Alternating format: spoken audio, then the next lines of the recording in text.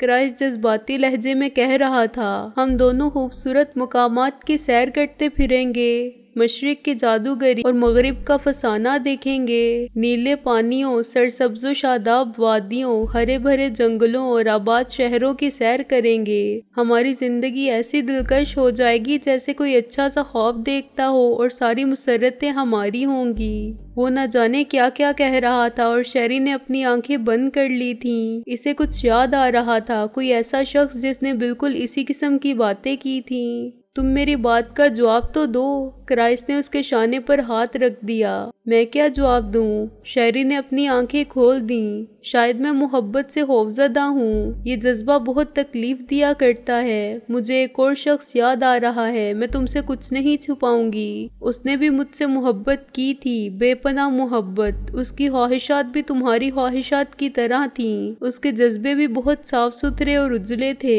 उस आदमी का नाम रे था। मेरी उससे साइगान में मुलाकात हुई थी। हम एक साथ तफरीह के लिए जाया करते थे, रक्स किया करते और खूबसूरत नज़ारे अपनी आंखों में भर लिया करते। फिर जब एक रात मैं उसे रुखसत करके अपने फ्लैट वापस पहुंची तो एक खूबसूरत सी वियतनामी लड़की अपने छोटे से बच्चे को गोद में लिए मेरा इंतजार कर रही थी। वो रे की बीवी थी और मुझसे ये दरख्वास्त करने आई थी कि मैं उसकी मोहब्बत वापस लौटा दूं। फिर वो खामोश हो गए। हम में से हर शख्स अपने सीने में कोई जख्म लिए घूम रहा है शेरी, क्राइस धीरे से बोला। लेकिन किसी गम को मुस्तकिल रोग नहीं बना लिया जाता है। क्राइस, अब तुम ये बताओ कि क्या तुमने कभी मोहब्बत की है? हाँ, मैं 10 दिन से एक ऐसी लड़की से मोहब्बत करने लगा हूँ जिसका नाम शेरी है। क्राइस उसकी आंखों में झांकते हुए बोला। शेरी ने पहाड़ी से नीचे देखा। अब सूरज डूब चुका था और शाम होते ही हांगकांग की रोशनियां सितारों की तरह झिलमिलाने लगी थीं।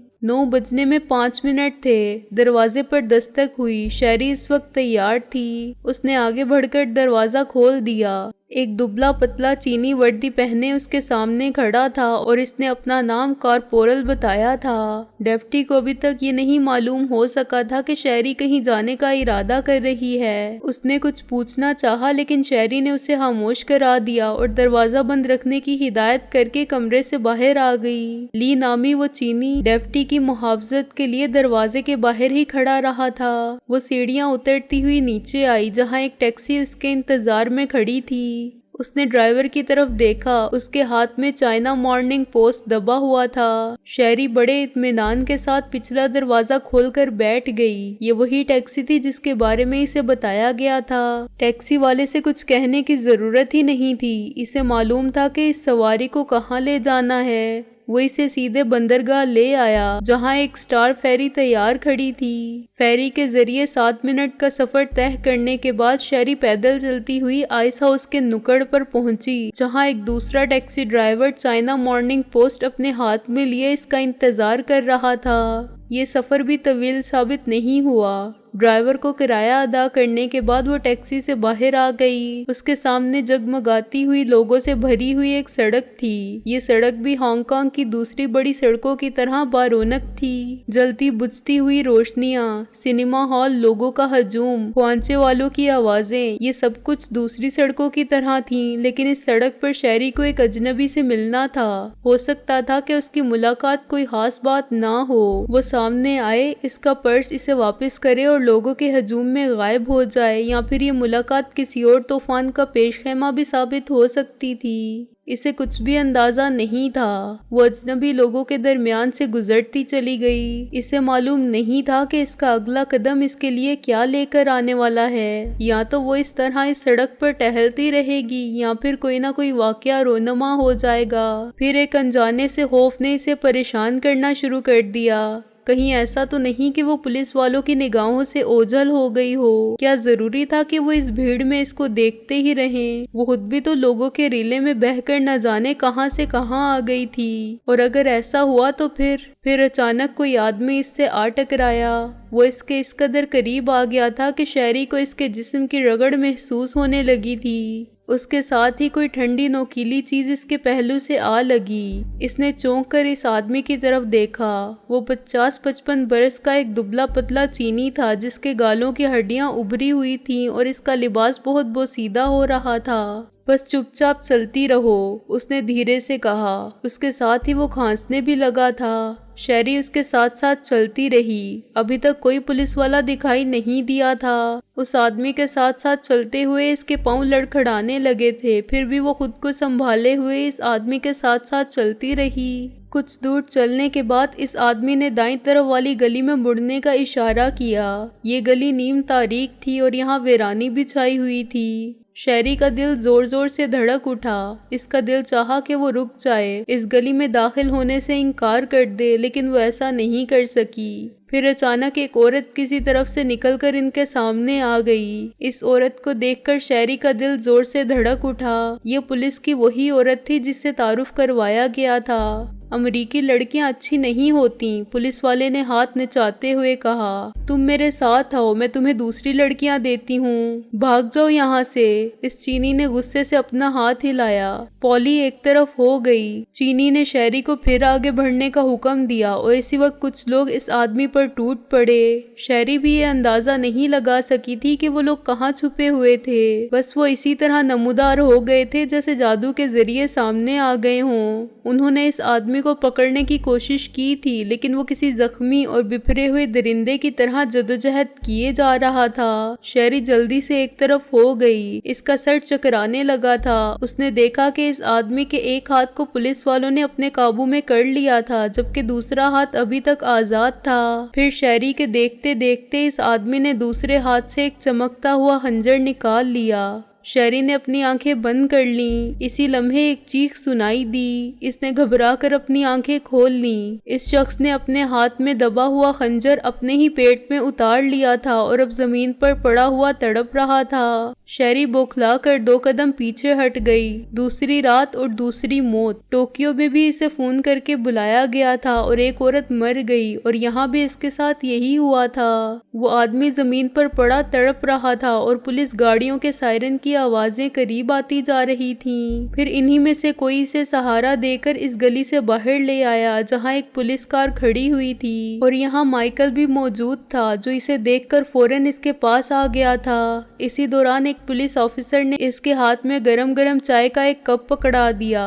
उस चाय ने उसके एसाब को समेटने में बहुत मदद दी। चाय पीने के दौरान इसने रेडियो पर बैठे हुए ऑफिसर की आवाज सुनी, जो किसी को इत्तला दे रहा था कि मरने वाले की अभी तक शनाख्त नहीं हो सकी है। माइकल ने इसकी तरफ एक अखबार में लिपटा हुआ छोटा पैकेट बढ़ा दिया। ये लो, ऐसा लगता है कि उसने तुम्हारा पर्स कहीं फेंक दिया है। बहरहाल इसमें दोनों टिकट, पासपोर्ट और एक मुहरबंद लिफाफा मौजूद है। तुम्हारी सारी चीजें तुम्हें वापस मिल गई हैं। शैरी ने इसके हाथ से वो पैकेट ले लिया। उसकी सारी चीजें इसे वापस तो मिल गई थी, लेकिन उनकी कीमत एक जिंदगी के बराबर हो गई थी। उन्हीं चीजों के लिए एक ऐसा आदमी उसकी निगाहों के सामने मर गया था जिसे वो जानती तक ना थी। जिंदगी को इतनी तेजी से जाते हुए इसने पहले कभी नहीं देखा था। तुमने ये नहीं बताया था कि इस पर्स में कोई ऐसा लिफाफा भी मौजूद है जिसमें मुहर लगी हुई है। माइकल ने इसकी तरफ देखते हुए कहा, मैं इस लिफाफे के बारे में कुछ नहीं जानती। ये मेरी फर्म वालों ने पाकिस्तान पहुंचाने के लिए दिया था। मेरे लिए तो वैसे भी मेरे पासपोर्ट और टिकटों की ज्यादा अहमियत थी। बहरहाल जो हुआ बहुत बुरा हुआ।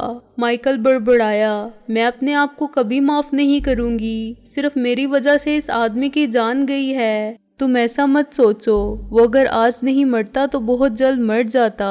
तुमने उसके चेहरे की तरफ गौर नहीं किया। वो बेचारा टीबी का मरीज था। उसके अलावा उसकी खुदकुशी भी कोई काबिले जिक्र बात नहीं है। इन इलाकों में लोग बड़ी आसानी से खुदकुशी कर लिया करते हैं। जापान में तो ये एक बाकायदा मजहबी रस्म है। शैरी एक गहरी सांस लेकर रह गई। एम्बुलेंस गाड़ियों की आवाजें आ रही थीं। बहुत से रास्ता चलने वाले लोग इस गली में जमा हो गए थे और पुलिस वाले उन्हें हटाने में मसरूफ थे। एक अजीब अंदाज की अफरा तफरी फैली हुई थी। शैरी के तसव्वुर में भी नहीं था कि इस ड्रामे का अंजाम इतना अलमनाक भी हो सकता है। सुनो, माइकल की आवाज ने इसे चौंका दिया।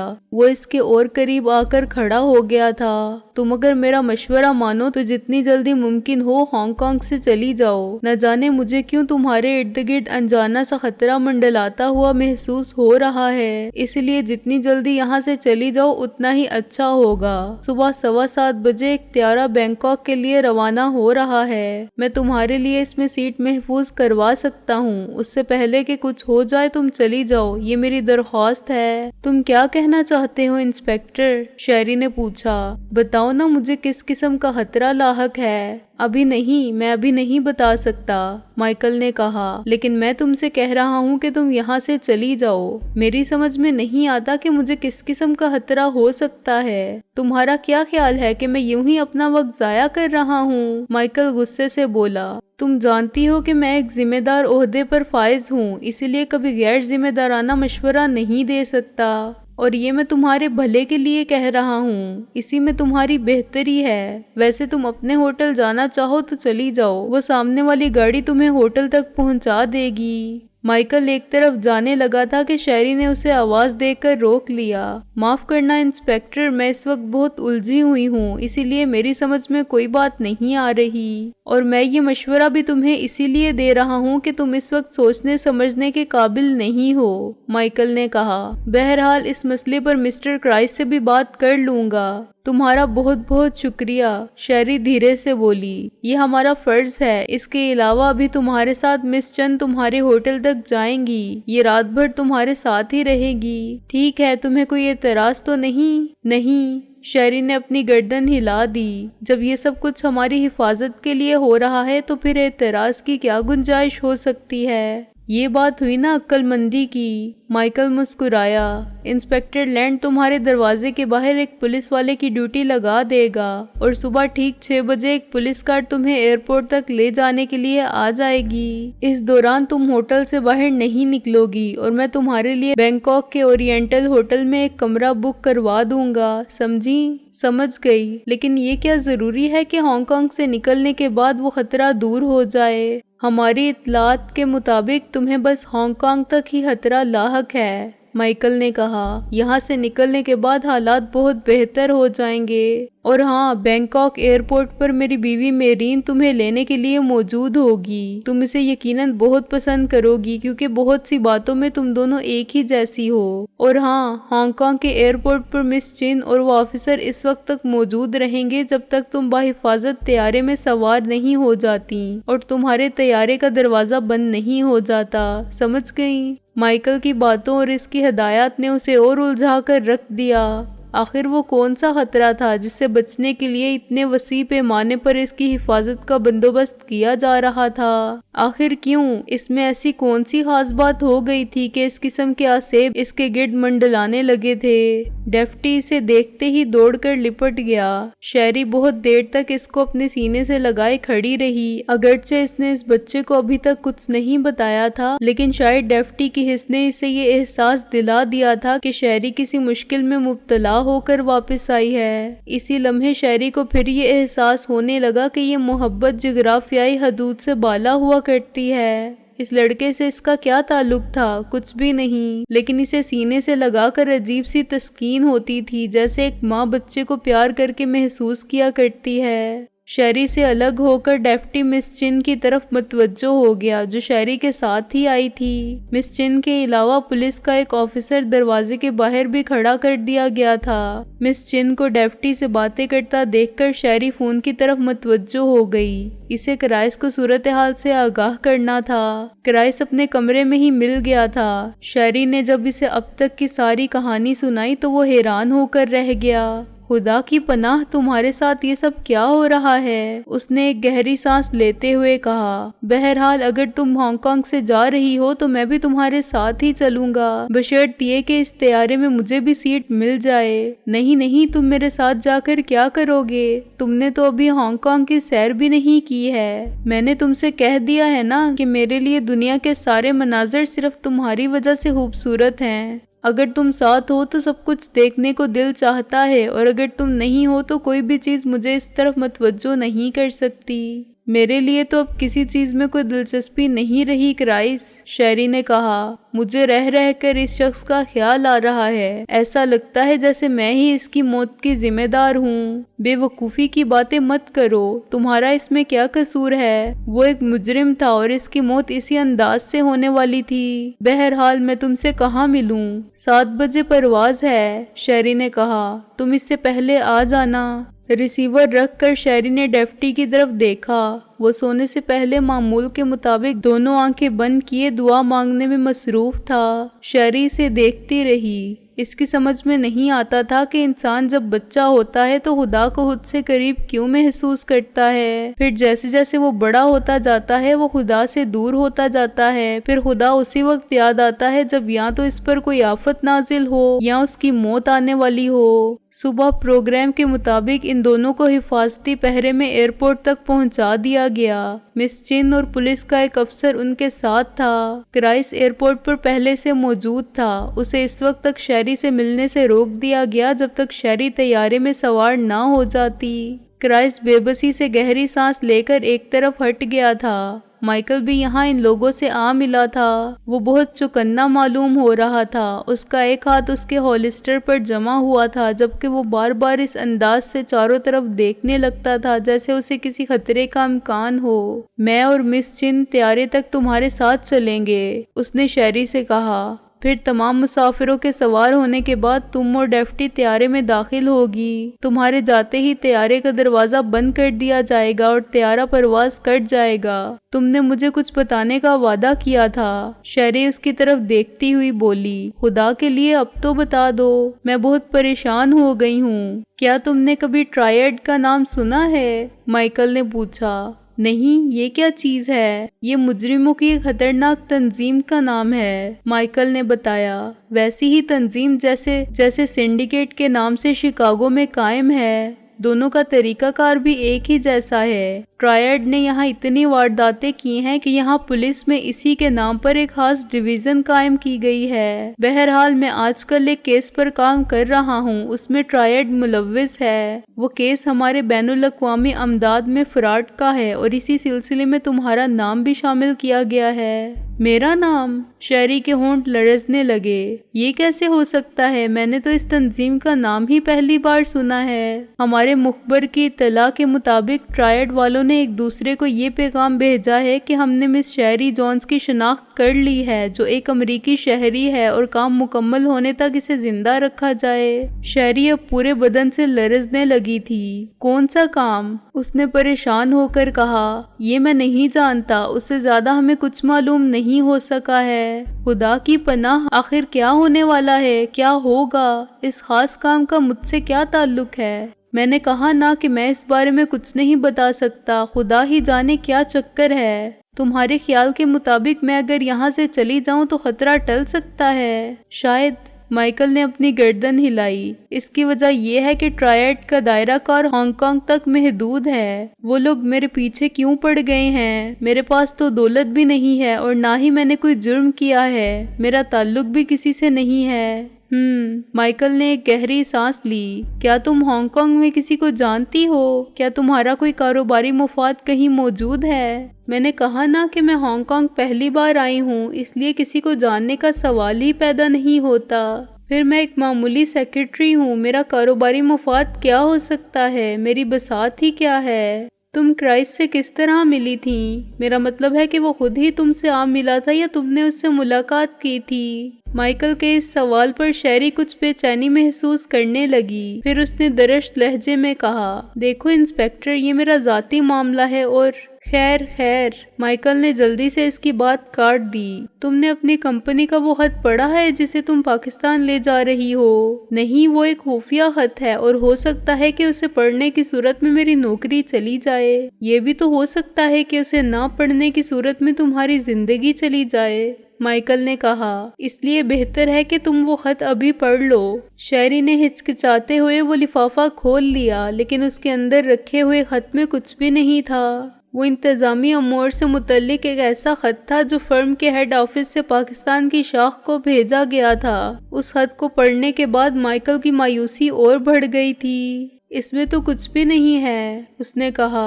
बहरहाल पिछले दिनों अमेरिका से कोई औरत साइगान गई थी जो अपने साथ ऐसी दवाएं ले गई थी जिसकी वजह से 18 बच्चे हलाक हो गए थे। कहीं तुम, मेरा मतलब है कि शायद ये बात तुम्हें कुछ याद दिला दे। शहरी ये सुनकर भड़क उठी। तुम कैसी बातें कर रहे हो इंस्पेक्टर? ऐसा लगता है जैसे तुम जबरदस्ती मुझे किसी न किसी इल्जाम में मुलव्विस करना चाहते हो। गोया तुम्हारे ख्याल के मुताबिक मैं एक ऐसी मुजरिमा हूँ जिसने 18 बच्चों को हलाक कर दिया होगा। मैं समझती थी कि तुम शायद मेरी मदद कर रहे होगे, लेकिन यहाँ ये हाल है कि मुझे को मुजरिम करार दिए जा रहे हो। उसको गुस्से में देखकर माइकल मुस्कुरा दिया। माफ करना शहरी, मैंने जानबूझकर ऐसी बात की थी। कभी कभी गुस्से की हालत में इंसान को ऐसी बातें भी याद आ जाती हैं जिन्हें वो फरामोश कर चुका होता है। मैंने इसीलिए ये कहा था कि शायद तुम्हें कुछ याद आ जाए। खैर, अब तुम्हारे तैयारे की रवानगी का वक्त हो चुका है। इतना कहकर उसने अपनी जेब से एक लिफाफा निकालकर शहरी की तरफ बढ़ा दिया। ये लो, मैंने मेरीन के नाम खत लिख दिया है, वो तुम्हारा हर मुमकिन ख्याल रखेगी। अब आओ तैयारे की तरफ चलते हैं। शहरी जब तैयारे में दाखिल हुई तो क्राइस को देखकर बेसाख्ता चौंक उठी। वो एक सीट पर बैठा उसकी तरफ देखकर मुस्कुरा रहा था। तुम? शहरी जल्दी से उसके बराबर वाली सीट पर बैठ गई, जबकि डेफ्टी पहले ही अपनी सीट पर बैठ चुका था। तुम कैसे? हाँ, मैं भी तुम्हारे साथ चल रहा हूँ, क्राइस ने कहा। तुम्हारे इस इंस्पेक्टर माइकल की मेहरबानी से मुझे भी सीट मिल गई है। शहरी को यूं महसूस हुआ जैसे अचानक उसका हौसला बढ़ गया हो। उसने क्राइस का हाथ थाम लिया और उसके हाथ की हरारत ने उसे ये एहसास दिला दिया कि अगर ये हाथ उसके हाथ में इसी तरह रहा तो फिर कोई खतरा उसके करीब नहीं आ सकता। वो बिल्कुल महफूज रहेगी। बैंकॉक के डॉनमोंग एयरपोर्ट से होटल ओरिएंटल की तरफ जाते हुए शहरी को ऐसा महसूस हो रहा था जैसे हांगकांग में गुजरते हुए लम्हे ख्वाब थे। वो कोई और थी जिसके साथ कोई हादसा पेश आया था, किसी और का पर्स चोरी हुआ था और कोई दूसरी लड़की थी जिसने अपनी आंखों के सामने एक आदमी को खुदकुशी करते हुए देखा था। उसके साथ तो कुछ भी नहीं हुआ। वो हमेशा से इसी तरह महफूज रही थी जिस तरह इस वक्त जब वो अपने होटल की तरफ जा रही है और क्राइस के साथ है। दूसरी सुबह 7 बजे ही शहरी और डेफ्टी दरियाए चाओ फेरिया के किनारे पहुंच गए। उन्हें यहाँ से दूसरे सियाहों के साथ बड़े मंदिर तक जाना था और वहाँ से गाड़ी के जरिए महात्मा बुद्ध के इस अजीमुशान मुजस्मे तक पहुँचना था जिसमें हीरे और सोने का इस्तेमाल किया गया था। डेफ्टी इस सफर के ख्याल से बहुत खुश हो रहा था।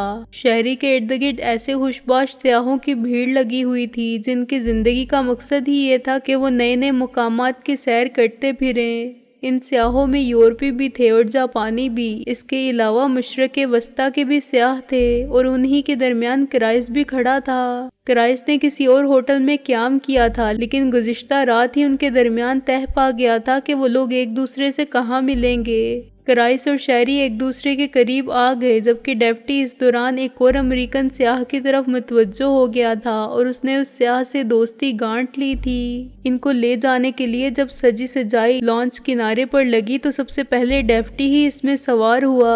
शहरी उसकी दिलचस्पी को देखकर मुस्कुरा दी थी और वो और क्राइस एक साथ सवार हुए थे। दूसरे सियाह के आ जाने के बाद लॉन्च ने अपना सफर शुरू किया।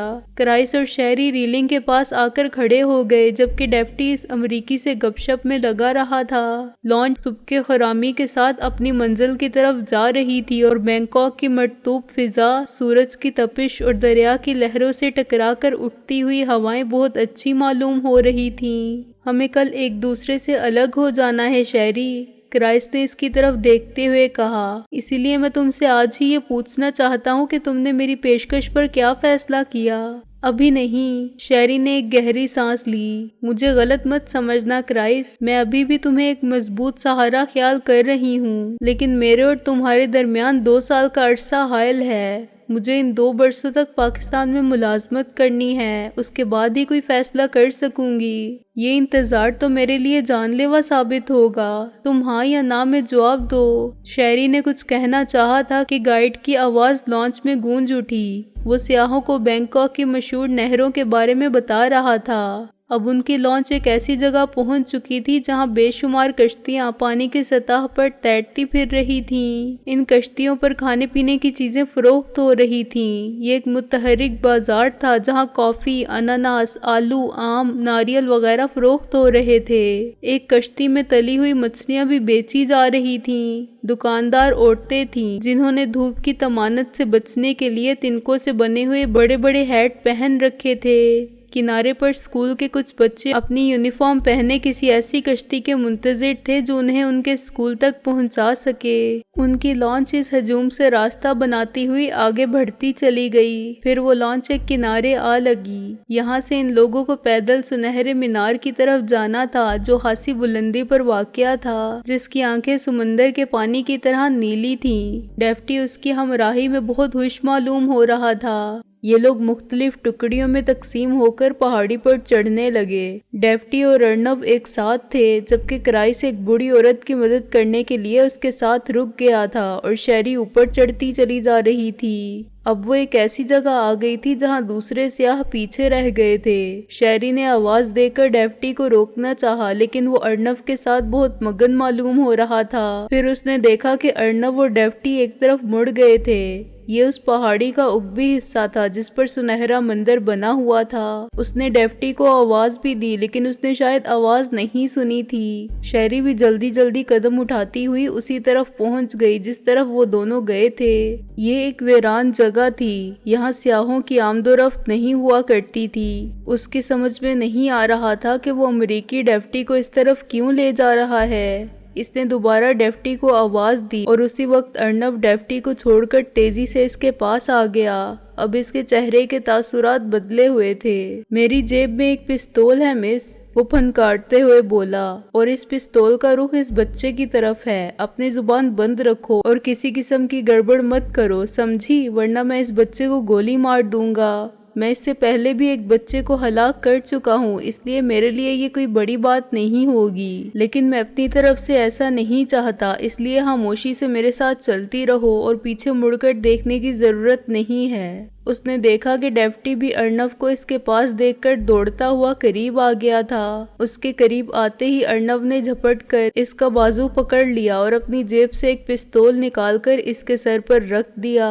डेफ्टी की आंखें हैरत और खौफ से फैल गईं, जबकि खुद शैरी का ये हाल था जैसे ये पहाड़ी गायब हो गई हो और वो खला में तैर रही हो। पहाड़ी के उकब से सियाहों के बोलने की आवाजें आ रही थीं और इन्हीं में शायद क्राइस भी शामिल हो, लेकिन वो क्राइस को आवाज भी नहीं दे सकती थी। चलो आगे बढ़ो, अर्नब गुर्राया, पहाड़ी से नीचे उतरना है। शैरी को यूं महसूस हुआ जैसे उसके दोनों पैर बेहद वजनी हो गए हों। उसका पूरा जिस्म बोझल हो गया था। पहाड़ी के उकब में सियाहों की आवाजें फिर उभरी और इस बार डेफ्टी खलक फाड़ कर चीख उठा, क्राइस, क्राइस। उसके साथ ही अर्नब ने पिस्तौल का दस्ता डेफ्टी के सर पर दे मारा। एक हल्की सी चीख के साथ डेफ्टी एक तरफ गिरा और तकलीफ से तड़पने लगा। शैरी बेताब होकर दौड़ती हुई उसके पास पहुंच गई थी। डेफ्टी के सर से खून बह रहा था, उसके बदन पर हल्का हल्का लर्जा तारी था।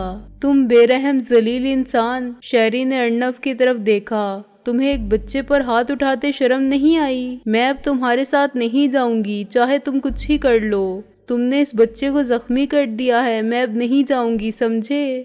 अर्नब के पतले पतले होंठ कुछ और भींच गए। वो आगे बढ़ा और डेफ्टी के गालों पर थप्पड़ मारने शुरू कर दिए। डेफ्टी की घुटी घुटी चीख बुलंद हुई, फिर वो खामोश हो गया। उसके साथ ही अर्नब ने उसे सहारा देकर खड़ा कर दिया था। मैं कहता हूँ चलती रहो, उसने कहा, वरना मैं इस बच्चे को जान से मार दूंगा। शैरी ने गुस्से और बेबसी से इसकी तरफ देखा, फिर इसके जहन में झमाके होने लगे। ये आवाज वो पहले भी कहीं सुन चुकी थी। ये लहजा उसके लिए नया नहीं था। फिर इसे टोक्यो की वो रात याद आ गई जब वो एक टैक्सी में बैठी थी और एक आदमी उसके साथ आकर बैठ गया था। उस आदमी ने चलती टैक्सी में इस पर तशद्दुद किया था। ये वही आदमी था, 100% वही। इसका मतलब था कि जो आसेब इस पर टोक्यो में मुसल्लित था वो अभी तक उसके ताकुब में चला आ रहा था। तुम चलती हो या नहीं? अर्नब फिर गुर्राया। मैं कहता हूँ जल्दी से चलो। तुमने इस बच्चे को जख्मी कर दिया है। अगर तुमने इसे फिर हाथ लगाया तो मैं तुम्हें नहीं छोड़ूंगी, चाहे कुछ भी हो जाए।